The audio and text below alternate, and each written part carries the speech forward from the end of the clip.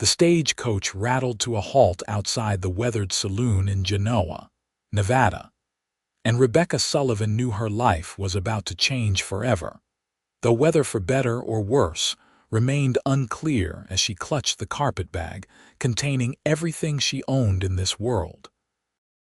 She had answered the advertisement 3 months ago, back in Boston, when the winter winds had cut through her threadbare shawl, and her stomach had cramped with hunger for the 3rd day in a row. A rancher in Nevada sought a bride, someone willing to make a new life out west, someone who understood hard work and simple living. The letter had been straightforward, almost businesslike, but there had been something in the carefully formed words that suggested loneliness rather than desperation. Rebecca stepped down from the coach, her legs unsteady after the long journey. The afternoon sun blazed overhead, so different from the gray skies of Boston. Dust swirled around her worn boots as she stood on the wooden boardwalk, scanning the sparse crowd for a man she had never seen. He had sent no photograph, only described himself as a rancher of 30 years, tall, dark-haired, and capable. She had sent no photograph either, though for different reasons. "Miss Sullivan," a deep voice came from her left. She turned and found herself looking up at a man who matched the basic description, though the letter had failed to mention several crucial details. He stood well over 6 feet, with broad shoulders that spoke of years of physical labor. His dark hair curled slightly at the collar of his work shirt, and his eyes were an unexpected shade of green that reminded her of the ocean on a calm day. But it was the right side of his face that made her breath catch, not from fear or revulsion, but from recognition. A scar ran from his temple down to his jaw, pulling slightly at the corner of his mouth and his right eye. The tissue was puckered and pale against his sun-weathered skin, clearly the result of a terrible burn that had healed years ago. His right hand, she noticed, bore similar scarring, the fingers slightly curled.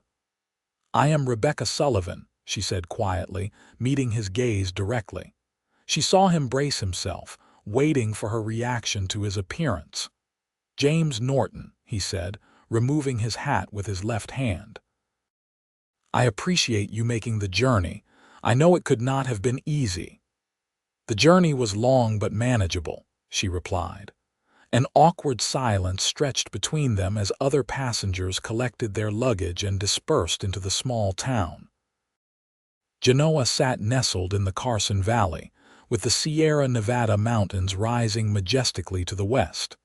It was beautiful country, wild and untamed, so different from the crowded streets she had left behind.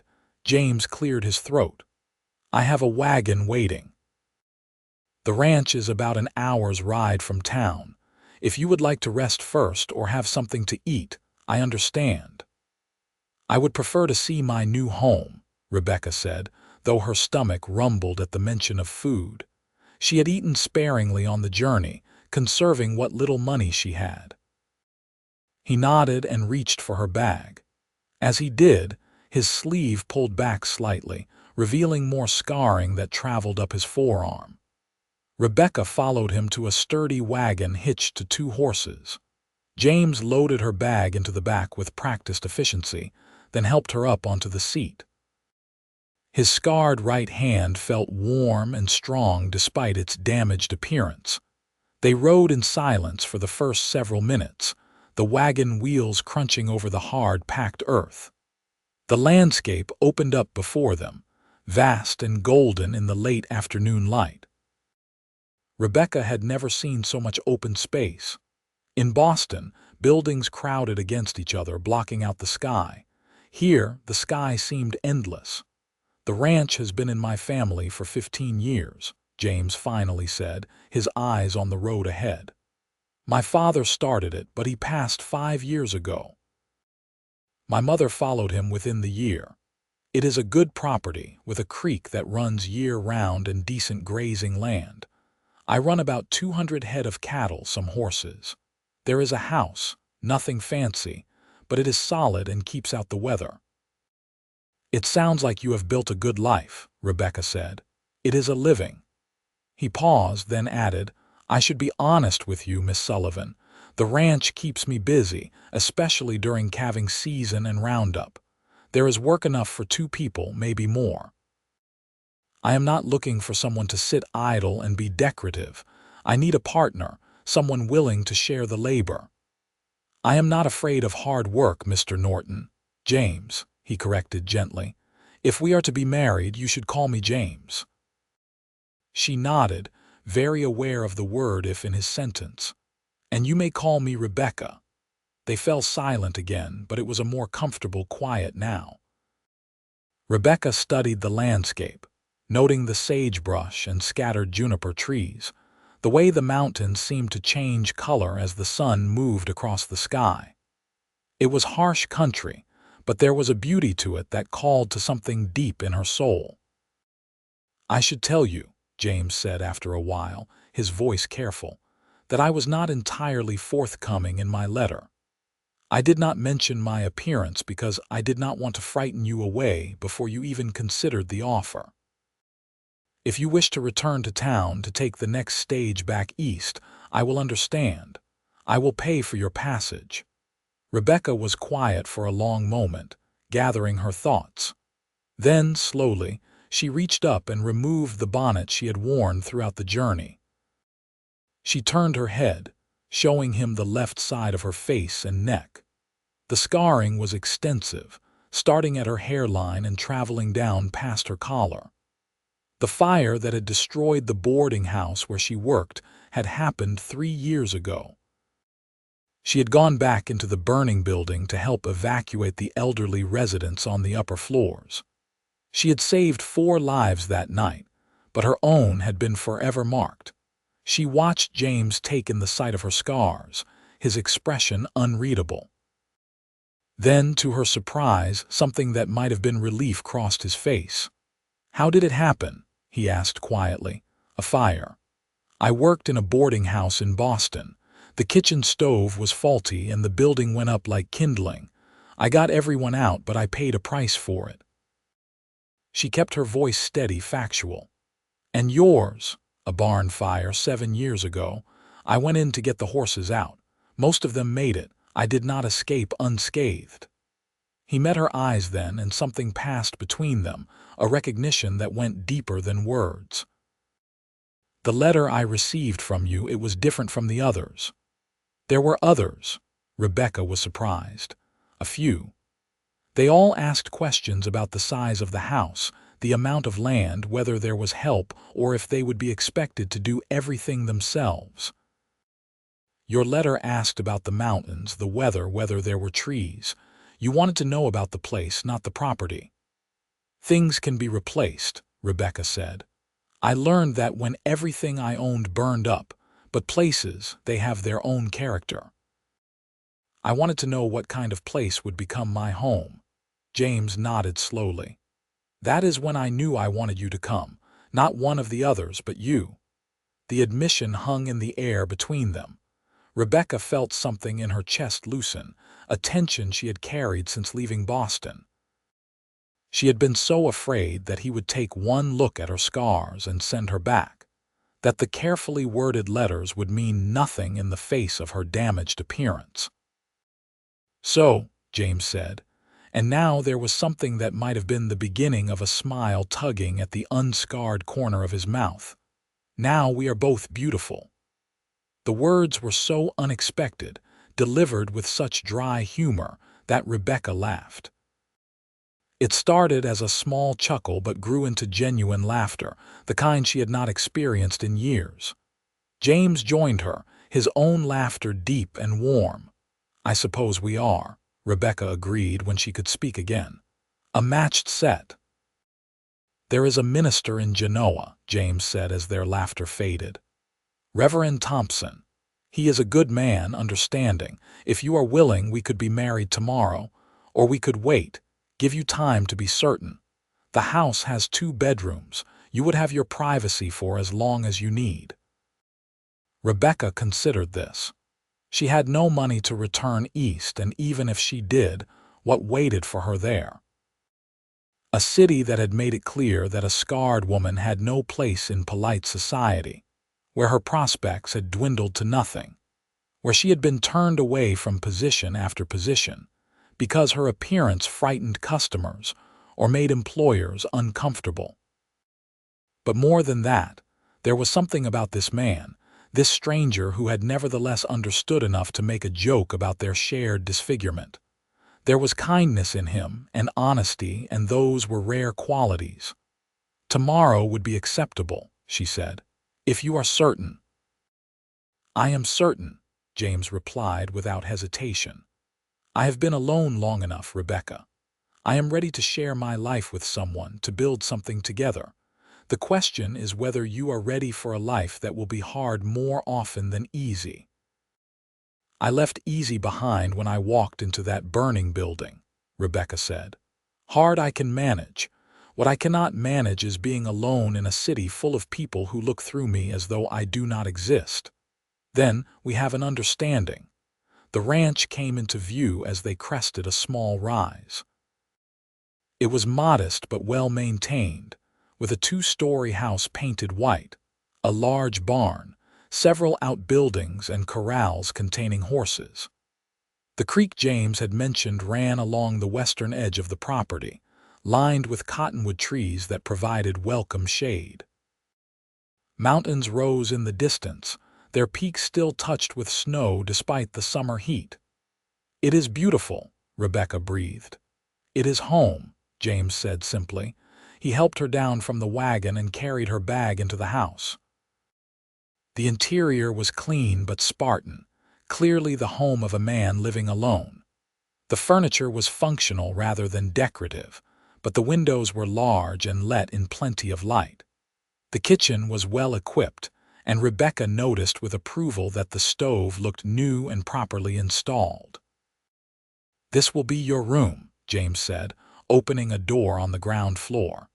It was a decent-sized room with a bed, a wardrobe, and a window that looked out over the creek. "My room is upstairs. The kitchen is yours to command. I am a terrible cook, so anything you make will be an improvement over what I have been eating."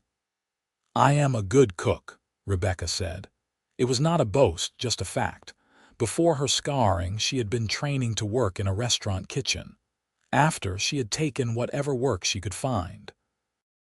"Then we are already better off than we were this morning," James said. "I will let you settle in.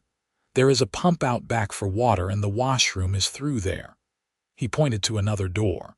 "I need to see to the horses and check on the cattle. Will you be all right on your own for a bit?" "Of course." After he left, Rebecca sat on the bed and looked around the room that was now hers. Through the window, she could see James walking toward the barn, his gait slightly uneven, likely another remnant of his injury. She thought about the fact that in less than 24 hours she would be married to this man, would share his name and his life. It should have been terrifying. Instead, it felt like possibility. She unpacked her meager belongings, hanging her 2 dresses in the wardrobe and placing her few personal items on the small table beside the bed. There was a Bible that had belonged to her mother, a bundle of letters from her younger sister who had married and moved to Philadelphia, and a small wooden box containing the last of her savings, barely enough for a week's food. When she had finished, Rebecca explored the rest of the house. The kitchen was larger than she had expected, with good counter space and plenty of storage. The pantry was well stocked with basics: flour, sugar, salt, coffee, beans, and preserved vegetables. There was a cold cellar accessible through a trap door, containing butter, eggs, and a side of bacon. She set about making dinner, falling into the familiar rhythm of cooking. There was bread to be made, though it would not rise in time for the evening meal, so she made biscuits instead. She found potatoes in the cellar and fried them with the bacon, adding some of the preserved green beans. It was simple fare, but it smelled wonderful.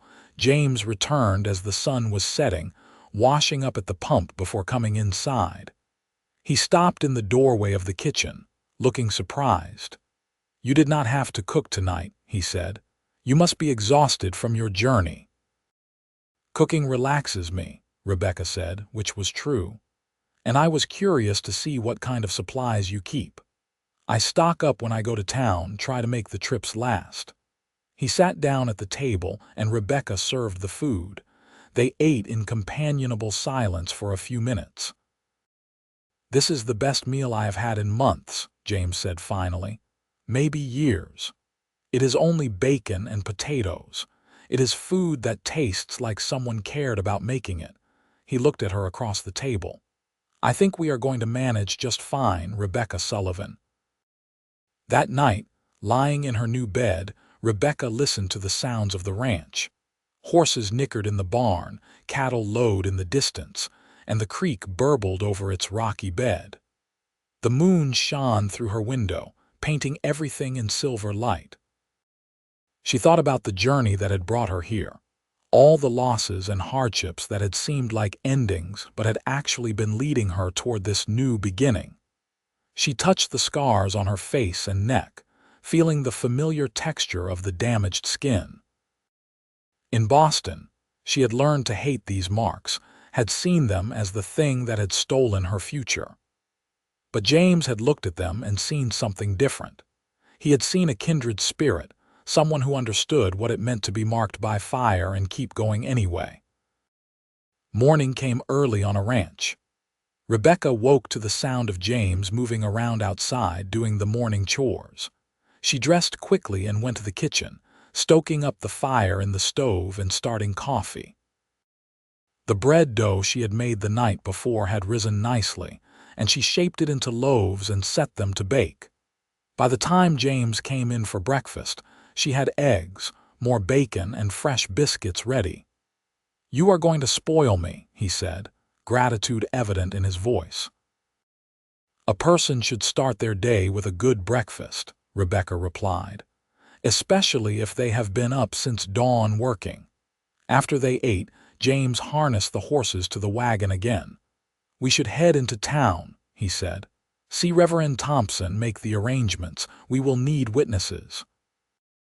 "I can ask Thomas Briggs and his wife Margaret. They run the general store and have been good neighbors." The ride into Genoa gave Rebecca her first real look at the valley in daylight. It was beautiful country, the kind that made her understand why people were willing to endure hardship to build a life here. James pointed out various landmarks: the Mormon Station, one of the first settlements in the territory, the Sierra Nevada mountains to the west, which could be treacherous in winter, and other ranches belonging to their neighbors. "People out here tend to help each other," James explained. "When someone needs a barn raised or cattle rounded up, everyone pitches in. We may be spread out, but we take care of our own." Reverend Thompson proved to be a man in his 50s with kind eyes and a gentle manner. He listened to their request without surprise, though his gaze did linger briefly on their scars. To his credit, his expression did not change. "I would be honored to officiate at your wedding," he said. "Tomorrow afternoon, if that suits you." "That will give me time to prepare and for you to gather witnesses." James and Rebecca agreed, and they left the church to visit the general store. Thomas Briggs was a stout man with a booming laugh, and his wife Margaret had the weathered look of a woman who had spent years under the western sun. Both agreed readily to serve as witnesses. "About time you found yourself a wife, James," Thomas said, clapping him on the shoulder. "Ranch is too much for one person to handle alone." Margaret took Rebecca aside while the men talked. "I am glad James found someone," she said quietly. "He has been alone too long, that one. Good man, though. You could do far worse." "What happened to him?" Rebecca asked. "He mentioned a barn fire, but not the details." "Happened about 7 years back. His father was still alive then, but already getting on in years. They had a barn hand, young fellow named Charlie Watts. Good kid, but careless. He was smoking in the hay loft and the whole barn went up. James ran in to get the horses out, got most of them too. But a beam came down, pinned Charlie. James went back in for him, pulled him out, but by then the fire had him good. Charlie lived, moved back east somewhere. James was in bed for months healing. Some folks thought he would not make it. Rebecca absorbed this information, understanding James a little better. He had been scarred trying to save someone else, just as she had been. He does not talk about it much, Margaret continued, but I thought you should know. You are getting a good man, Rebecca, one who knows what it means to sacrifice. That afternoon, back at the ranch, Rebecca and James worked together for the first time. There were vegetables to be harvested from the small garden behind the house, weeds to be pulled, and preserving to be done. Rebecca found herself falling into an easy rhythm with James. He was not a talkative man, but he was attentive, noticing when she needed something before she had to ask. As they worked, James told her more about the ranch. "We will need to make a trip to Carson City in a few weeks," he said. "There is a cattle auction. I am hoping to sell some of the yearlings, get a good price. With two of us working the place, we might be able to expand the herd a bit, maybe add some more horses. There is a good market for working horses." "I know horses," Rebecca said. "My father was a farrier before he died. He taught me to handle them, how to read their moods." James looked at her with interest. "That is a valuable skill out here. We could use someone who really understands horses. I get by, but I am better with cattle." They talked more as they worked, sharing pieces of their pasts. Rebecca learned that James had grown up in Missouri, come west with his parents when he was 15. He had learned ranching from his father, taken over when the older man's health failed. He spoke of his parents with affection and clear grief at their loss.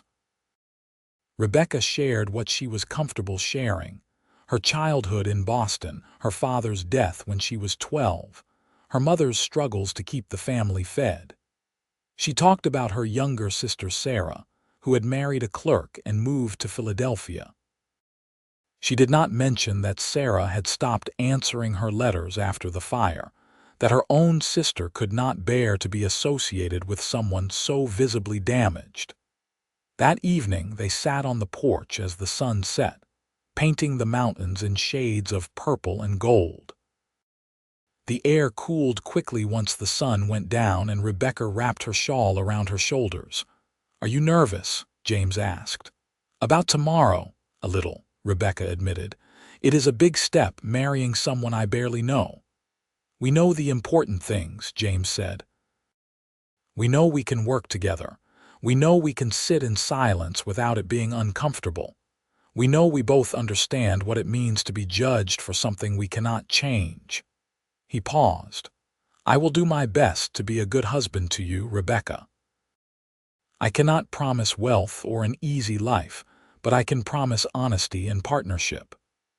"That is more than many women get," Rebecca said softly. "I will do my best to be a good wife to you." They sat in comfortable silence as the stars began to emerge, brilliant points of light unmarred by city smoke. Rebecca thought about the life that was beginning for her here, in this wild place with this scarred, gentle man. It was not the life she had imagined as a young girl, but perhaps it would be better for being unexpected. The next morning dawned clear and warm. Rebecca woke early and bathed, using the washroom James had shown her. She dressed in her better dress, a dark blue calico that she had carefully preserved. It was not fancy, but it was clean and pressed.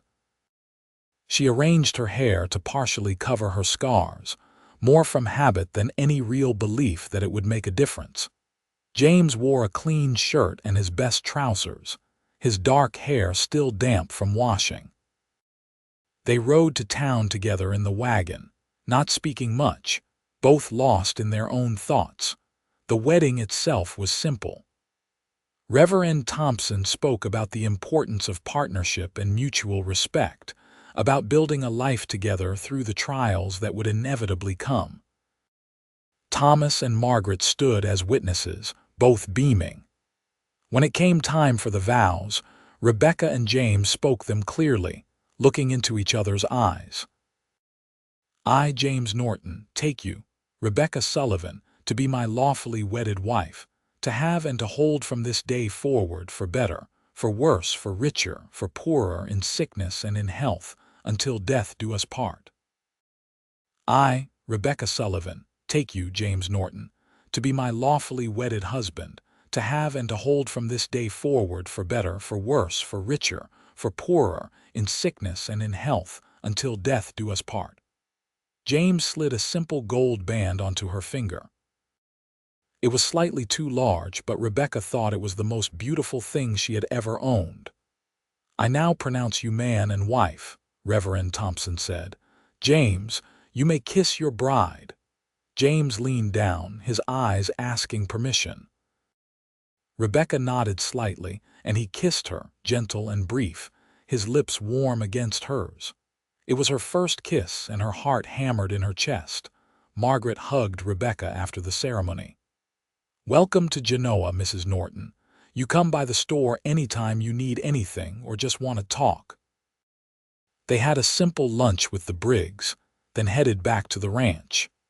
Rebecca was very aware of the ring on her finger, of the fact that she was now Rebecca Norton, a married woman with a home and a husband. That evening, after the chores were done and dinner was finished, James and Rebecca sat on the porch again. The awkwardness that might have existed seemed absent. Instead, there was a comfortable sense of things falling into place. I meant what I said in my vows, James said quietly. All of it. As did I, Rebecca replied. I do not expect anything from you tonight, James continued, his voice careful, or any night until you are ready. This marriage is a partnership first. Everything else can come in its own time. Rebecca felt relief wash through her. She had been unsure what to expect, what would be demanded of her. Thank you, she said simply. We have time, James said, all the time we need. The days fell into a pattern. Rebecca woke early and made breakfast. Then she and James would work together on the various tasks that kept the ranch running. She learned to milk the cow, to collect eggs from the chickens, to tend the garden. James taught her about the cattle, how to spot a sick animal, how to repair fencing, how to read the weather in the mountains. In turn, Rebecca transformed the house. She sewed curtains for the windows, brought color and comfort to the stark rooms. She cooked meals that made James shake his head in wonder. She organized the chaos of his record-keeping, creating a system that made sense. They talked while they worked, sharing stories and dreams. James spoke of wanting to build up the ranch, to create something lasting. Rebecca talked about her love of growing things, her wish for a larger garden where she could grow flowers as well as vegetables. Why not? James said when she mentioned the flowers. There is plenty of land. You could have a whole field of flowers if you wanted. That seems frivolous, Rebecca said. Beauty is not frivolous, James replied. Especially not when there is so much harshness in the world. 2 weeks after their wedding, they made the trip to Carson City for the cattle auction. It was Rebecca's first time in a larger town since arriving in Nevada, and she was struck by how different it was from Boston. Carson City was rough around the edges, still being built, full of miners and ranchers and people seeking their fortunes. James sold his yearlings for a good price, better than he had expected. This will let us buy more breeding stock, he said, pleased. Maybe get that new plow I have been wanting. They stocked up on supplies at the general store, and James insisted on buying Rebecca fabric for new dresses. You need more than 2 dresses, he said when she protested. And you are good with a needle. You can make what you need. As they loaded the wagon, a well-dressed woman walked past and stared openly at Rebecca's scars. Rebecca was accustomed to such reactions, but it still stung. She turned away, busying herself with arranging the supplies. "Excuse me, madam," James said, his voice loud enough to carry. The woman stopped and turned. "Is there something on my wife's face that interests you?" The woman flushed. I did not intend." "My wife is the bravest person I know," James continued, his voice still pleasant but with an edge of steel. "She got those scars running into a burning building to save people. How did you get your scars?" "Oh wait, you do not have any because you have never done anything brave enough to risk yourself." The woman hurried away and Rebecca turned to James, torn between laughter and tears. "You did not have to do that." "Yes, I did," James said firmly. "You are my wife. Nobody gets to make you feel less than you are." On the ride home, Rebecca found herself looking at her husband with new eyes. He was a good man. She had known that from the start.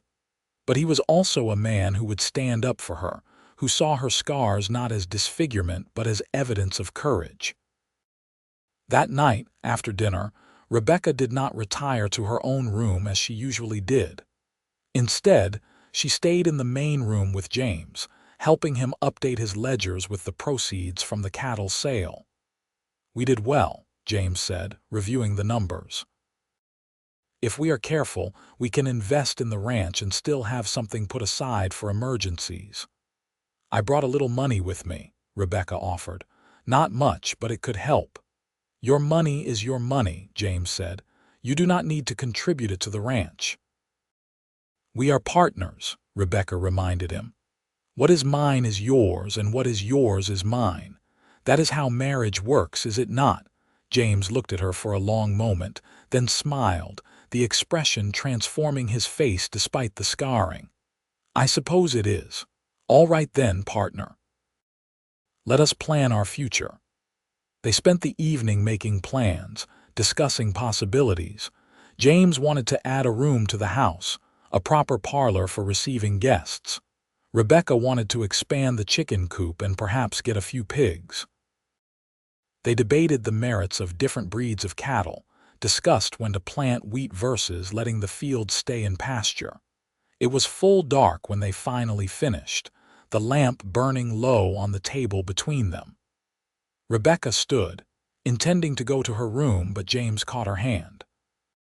"Rebecca," he said, his voice low, "I want you to know that these past few weeks, having you here, they have been the happiest I have been in years, maybe ever." Rebecca's heart fluttered. "I feel the same way," she admitted.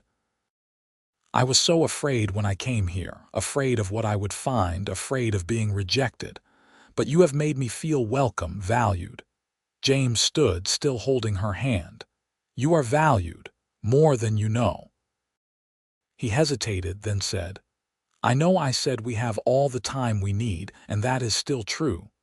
But I want you to know that when you are ready, if you want to move upstairs, I would welcome you there." Rebecca looked up at him, this man who had become so important to her in such a short time. She thought about the empty bed she returned to each night, about the loneliness that still crept in despite the fullness of her days. "I think," she said slowly, "that I might be ready, or ready enough." James cupped her scarred cheek with his scarred hand, the damaged skin rough but gentle. "Are you sure?" "I am sure that I trust you," Rebecca said. "I am sure that I care for you. The rest we can figure out together."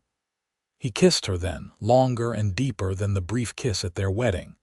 Rebecca felt heat bloom through her body, felt herself lean into him. When they finally pulled apart, both were breathing hard.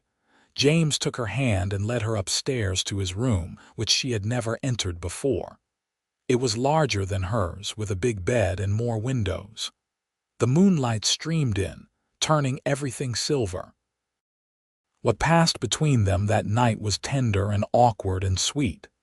James was patient, attentive to her inexperience and her nervousness. He kissed her scars, traced them with his fingers, showed her that they were not barriers but part of who she was. Rebecca learned the landscape of his body, the extent of his scarring, the strength in his muscles from years of hard work. Afterward, lying in his arms, Rebecca felt a sense of rightness that she had never experienced before. This was where she belonged, here in this wild place with this scarred, gentle man who saw her for who she truly was. "I love you," James whispered into her hair. "I know it is soon, but I do. I love you, Rebecca." "I love you too," Rebecca whispered back, and realized with surprise that it was true. Somewhere between the awkward first meeting and this moment, she had fallen in love with her husband. The seasons changed, summer giving way to fall. Rebecca worked alongside James, learning more about the ranch every day. She discovered she had a talent for working with the horses, gentling them and training them. James encouraged her, setting aside a portion of the ranch for her to develop a small horse breeding operation. "You are better with them than I ever was," he admitted, watching her work with a young mare. "They trust you." "I think animals can sense things about people," Rebecca said, stroking the mare's neck. "They do not care about scars or appearances. They care about how you treat them, how you make them feel." "We could all learn from that," James said. They made friends with their neighbors, attending gatherings in town and hosting occasional dinners at the ranch.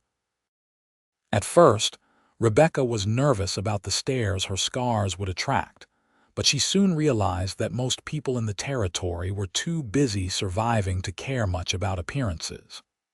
Those who did care quickly learned to keep their opinions to themselves after witnessing James's protective nature. Margaret Briggs became a particular friend. She taught Rebecca about preserving food for the winter, about making soap and candles, about the 100 small skills that made life in the West manageable. In turn, Rebecca taught Margaret some of the cooking techniques she had learned in Boston.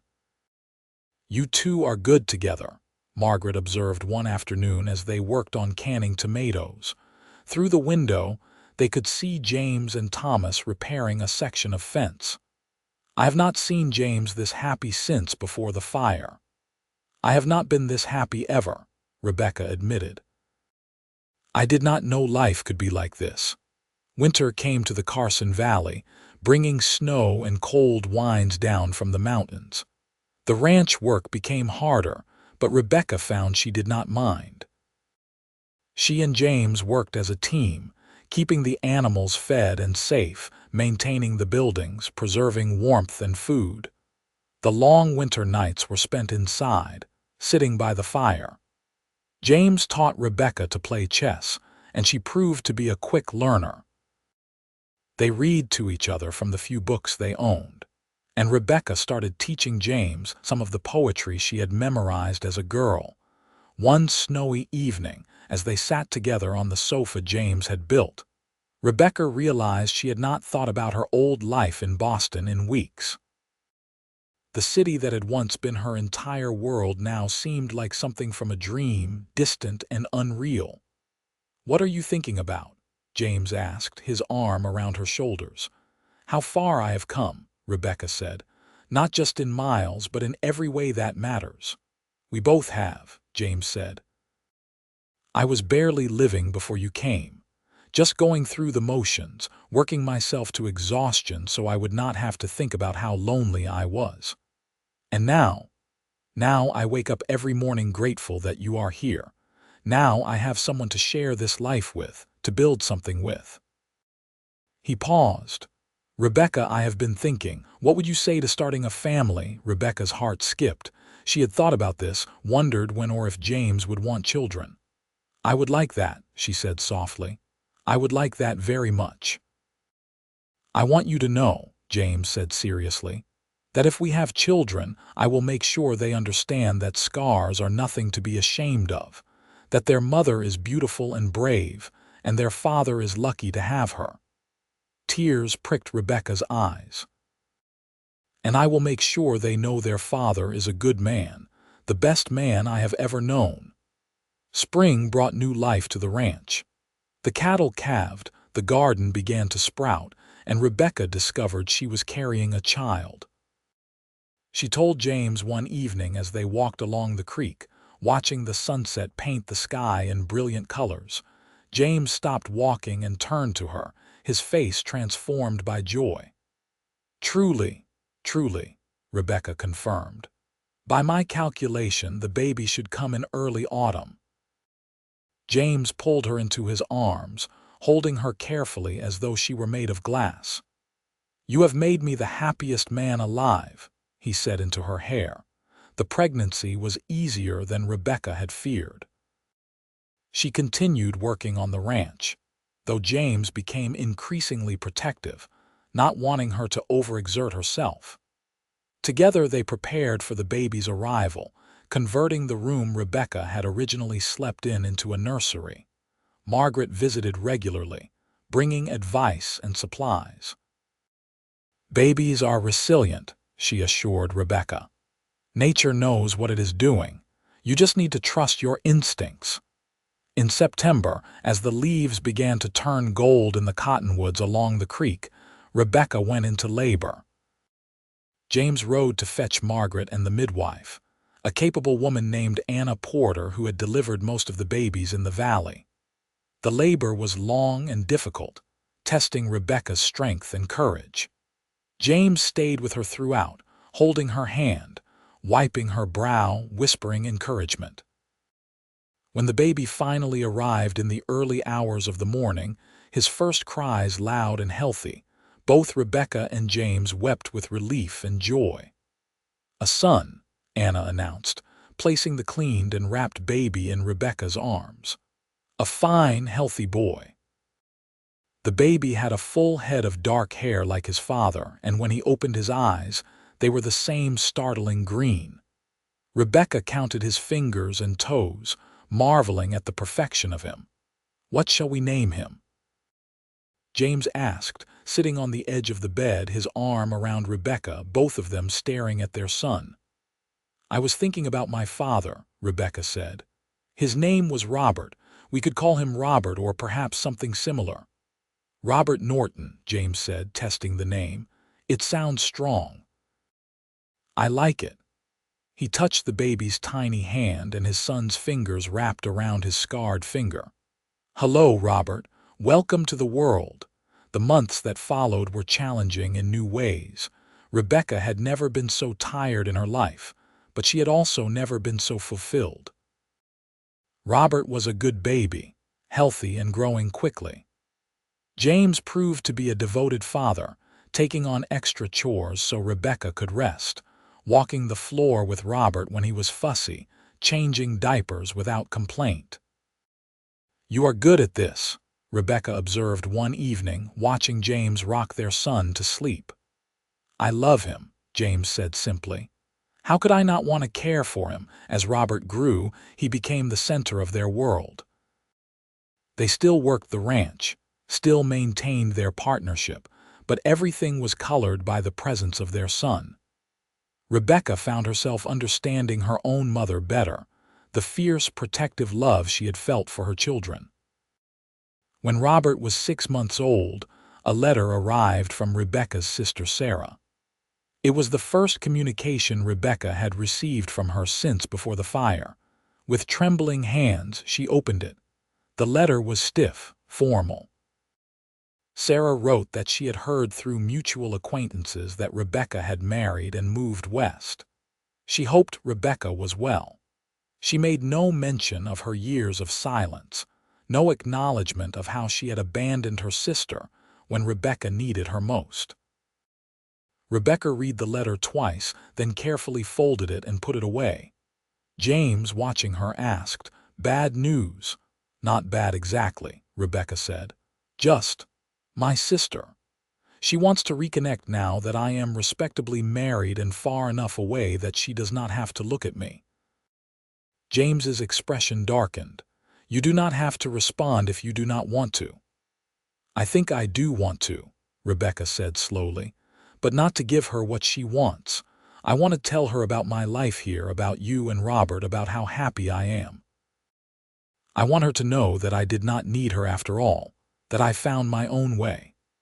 She wrote the letter that evening, pouring into it all the joy and satisfaction she had found in her new life. She wrote about the ranch, about James's kindness and strength, about Robert's sweet nature. She wrote about being valued and loved for who she was, scars and all. It was not a cruel letter, but it made clear that Rebecca had moved beyond needing Sarah's approval or acceptance. James read it over her shoulder and kissed the top of her head. "Perfect," he said. Years passed, marked by the changing seasons and the growth of their son. Robert grew into a sturdy boy with his father's green eyes and his mother's quick mind. He learned to ride almost before he could walk, fearless on the horses his mother trained. When Robert was 3, Rebecca became pregnant again. This time the pregnancy was easier, and their second son, William, arrived on a bright spring morning. He had lighter hair than his brother, more brown than black, and his eyes were blue like Rebecca's mother's had been. With 2 boys, the ranch became even more lively. Robert helped with small chores, shadowing his father, while William was content to play in the dirt or help Rebecca in the garden. The house rang with laughter and the noise of children, sounds James said he had never thought to hear in his home. "We are blessed," he said one evening, watching their sons play on the floor while Rebecca mended clothes by lamplight. "More than I ever dreamed possible." "We are," Rebecca agreed. "Though there are days I wonder how we manage it all." "We manage because we do it together," James said. "That has always been our strength." The ranch prospered over the years. James's careful management and Rebecca's contributions, both her work with the horses and her meticulous record-keeping, helped them build something substantial. They added more land, increased their herds, built a second barn. The house was expanded to include the parlor James had wanted and extra bedrooms for their growing family. When Robert was 7 and William 4, Rebecca gave birth to their only daughter, Emily. She arrived during a summer thunderstorm, her first cries mixing with the rumble of thunder. She had dark curls like her father and brothers, but her mother's delicate features. Rebecca wept when she held her daughter, thinking of all the years she had believed no man would want her, that she would never have a family of her own. "She is going to be trouble," James said fondly, stroking his daughter's soft cheek. "I can already tell." He was right. Emily proved to be spirited and determined, refusing to be left behind when her brothers went adventuring. By the time she was 2, she was climbing trees and insisting on helping with the horses. "She is like you," James told Rebecca, "brave and stubborn and beautiful." The children grew up surrounded by love and acceptance. Rebecca and James made sure their sons and daughter understood that people came in all varieties, that scars were just marks on skin, not measures of worth. When Emily was 5 and came home crying because a child in town had made fun of her mother's scars, James sat her down and told her the story of how Rebecca had saved 4 lives, how she had been willing to risk everything for others. "Your mother is a hero," he said firmly. "And anyone who does not see that is not worth your tears." Robert, overhearing, added, "Father is a hero too. He saved horses and a man from a fire." "Both your parents are heroes," James agreed. "But more importantly, they are people who believe in doing the right thing even when it is hard. That is what I want you children to understand. Character is what matters, not appearance." As the children grew older, they each found their place on the ranch. Robert, the eldest, took naturally to cattle ranching, learning everything James could teach him. William had a talent for fixing things, always tinkering with machinery and tools, making improvements. Emily loved the horses like her mother and showed signs of having Rebecca's gift with them. The territory changed around them.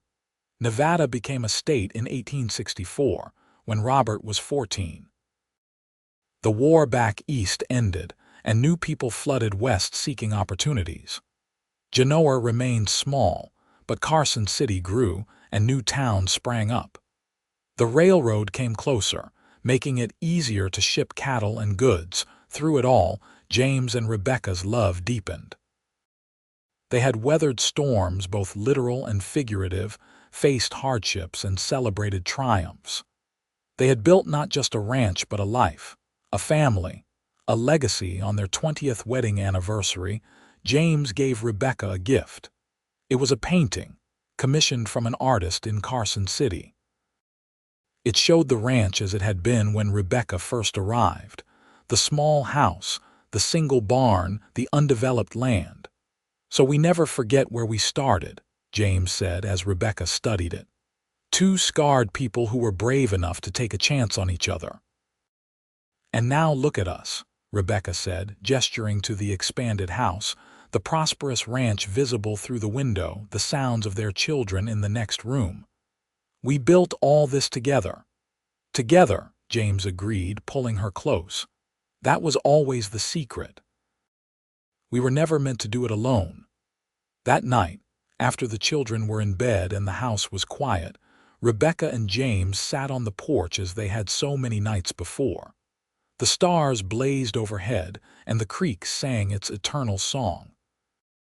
Rebecca leaned against her husband, his arm around her, feeling profoundly grateful for the path that had led her here. "You ever regret it?" James asked quietly. "Coming west, marrying a stranger?" "Never," Rebecca said without hesitation. "Do you regret sending for a bride?"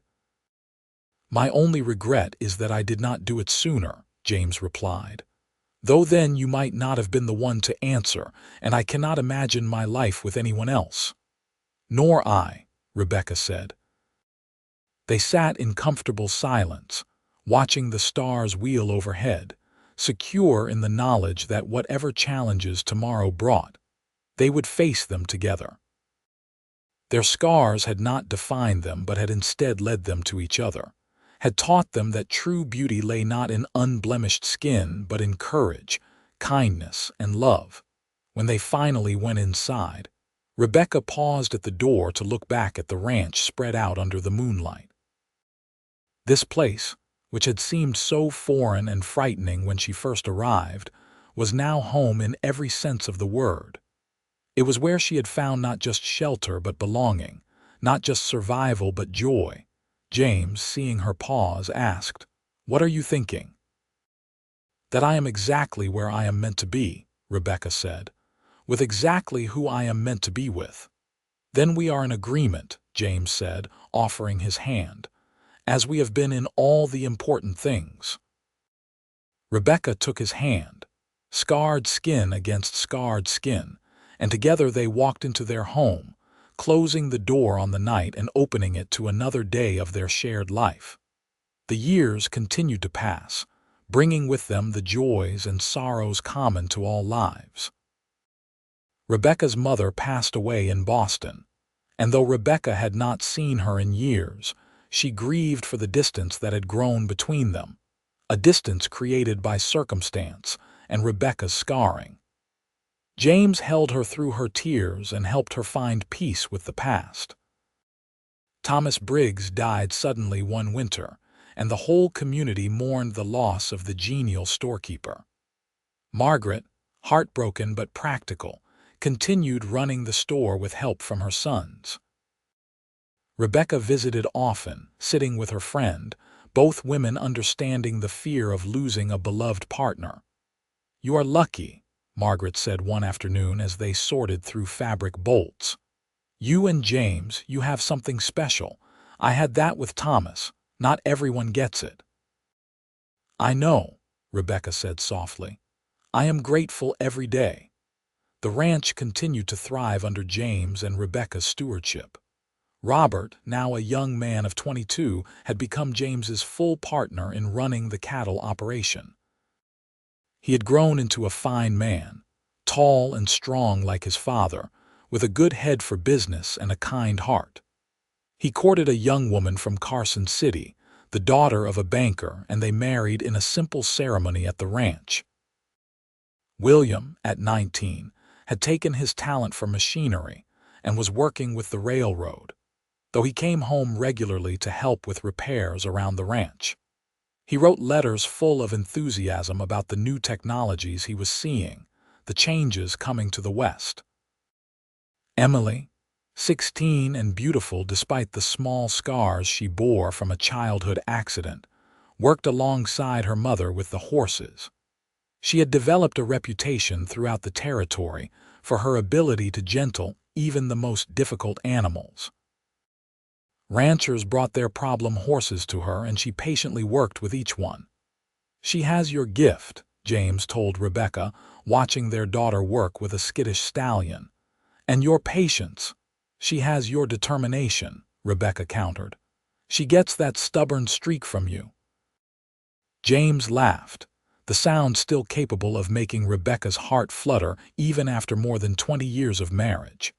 His hair was gray now, as was hers, and his face bore the lines of a life lived outdoors. But to Rebecca, he was as handsome as the day she had first seen him standing on that dusty street in Genoa. One summer evening, when the whole family was gathered for dinner, including Robert's wife Anne and their baby daughter, James stood and raised his glass. "I want to make a toast," he said.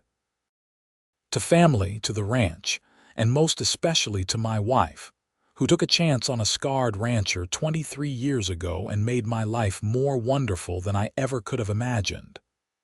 "To Rebecca," the family echoed, raising their glasses. Rebecca felt tears prick her eyes, the good kind, born of happiness and gratitude. She looked around the table at the faces of the people she loved most in the world, this family she and James had created together. "To all of us," she said, "to the life we have built together." After dinner, as the younger generation cleaned up and played with the baby, Rebecca and James walked down to the creek as they often did. The cottonwoods had grown tall over the years, their leaves rustling in the evening breeze. The ranch spread out around them, acres of well-tended land, healthy animals, buildings in good repair. "We did well," James said, echoing the words he had spoken so many years ago after their first cattle sale.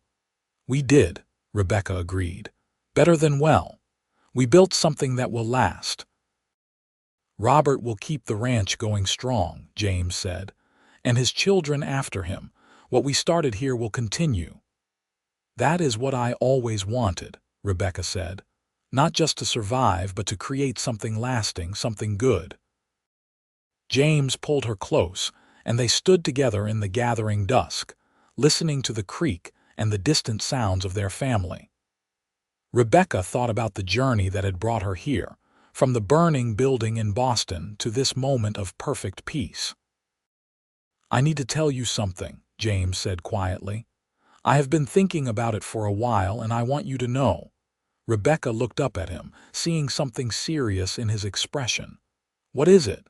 "That day you stepped off the stagecoach, I was terrified. Not of your scars, but of hoping again. I had been alone for so long, had convinced myself that it was enough, that I did not need anyone. But then you were there, and you were brave enough to show me your scars right away, and I thought, this is a woman who knows who she is. This is a woman I could build a life with." "I was terrified too," Rebecca admitted. "I thought you would send me back as soon as you saw my face." "Instead, I found the person who completed me," James said. "You made me whole, Rebecca. Not by fixing me or erasing my scars, but by seeing me and loving me anyway. You gave me a family, a true home, a reason to wake up grateful every morning." "You gave me the same," Rebecca said, her voice thick with emotion. "You gave me a place to belong, a purpose, love I had never thought to have. You made me feel beautiful when the world had told me I was not." "You are beautiful," James said firmly, "the most beautiful woman I have ever known.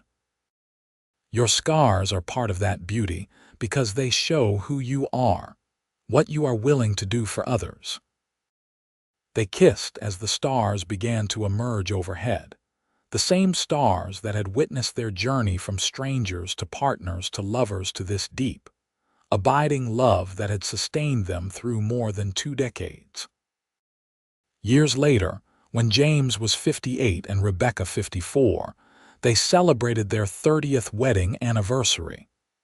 The ranch was now firmly in Robert's hands, though James still helped when he could. Rebecca had slowed down as well, focusing on her garden and her horses, leaving the harder physical labor to younger bodies. They had 7 grandchildren now, with another on the way. The house was often full of children's laughter, little feet running through the rooms, babies crying and being soothed. Rebecca loved having the grandchildren visit, loved watching James with them, his scarred hands so gentle as he lifted them onto horses or taught them to skip stones in the creek.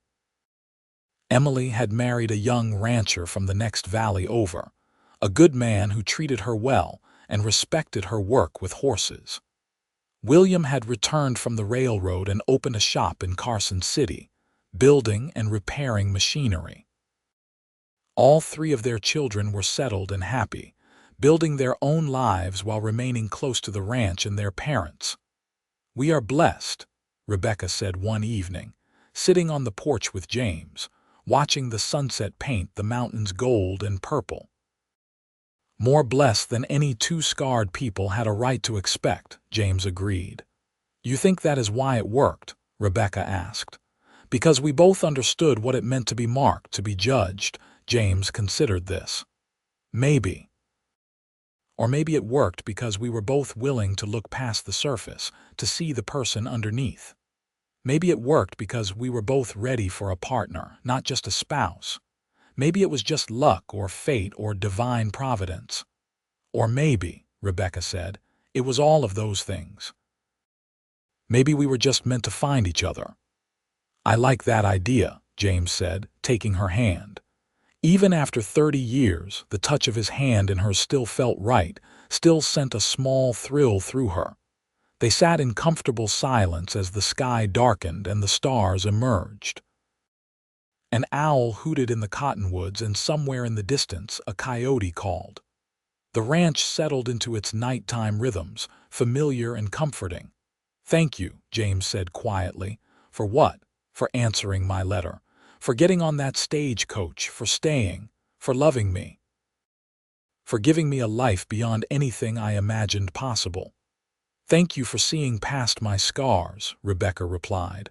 "For making me feel valued and beautiful, for being my partner in everything, for loving me." "Always," James promised, "until my last breath and beyond." The final years of their lives were gentle ones.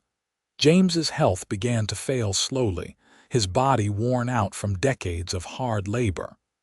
Rebecca cared for him tenderly, repaying the devotion he had always shown her. He passed away peacefully in his sleep at the age of 67, Rebecca holding his hand. The grief was profound, a physical ache in Rebecca's chest. But it was tempered by gratitude for the 37 years they had shared, for the family they had built, for the love that had sustained them both. Rebecca lived another 5 years after James's death, remaining on the ranch with Robert and his family. She watched her grandchildren grow, held her great-grandchildren, tended her garden, and worked with her horses when her body allowed. On quiet evenings, she would sit on the porch and talk to James as though he were still there. She told him about the children, about the ranch, about her day. And sometimes, when the wind rustled through the cottonwoods just right, she could almost hear his voice answering, telling her he loved her, that he was waiting for her. When Rebecca passed away peacefully at the age of 72, surrounded by her children and grandchildren, her last words were, "I am coming, James. Wait for me."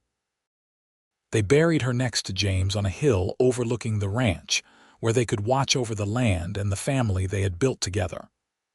The headstone bore simple words, "Rebecca Norton, beloved wife, mother, and grandmother. She lived with courage and loved without reservation." Next to it, James's stone read, "James Norton, beloved husband, father, and grandfather." He saw beauty where others saw only scars. The ranch continued, passed down through generations. Robert's children told their children the story of their great-grandparents, the scarred cowboy and the mail-order bride who had built something beautiful together. The story became part of the family legend, a reminder that true love looked past the surface, that courage and kindness mattered more than appearance, that two broken people could come together and create something whole. And sometimes, on quiet evenings when the stars blazed overhead and the creek sang its eternal song, those who walked the land swore they could feel the presence of James and Rebecca still there, watching over the ranch they had built, the family they had created, the love that death itself could not diminish. Their story was one of scars transformed into beauty, of loneliness overcome by love, of two people brave enough to take a chance on each other and wise enough to cherish what they found. It was a testament to the truth that real beauty comes not from unblemished skin, but from unblemished hearts, from the courage to love and be loved despite the marks life leaves on us all.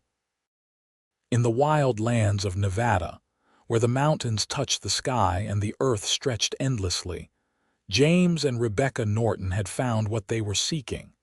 Not perfection, but acceptance. Not an easy life, but a meaningful one. Not a love free from challenges, but a love strong enough to weather them all. And in the end, that was everything.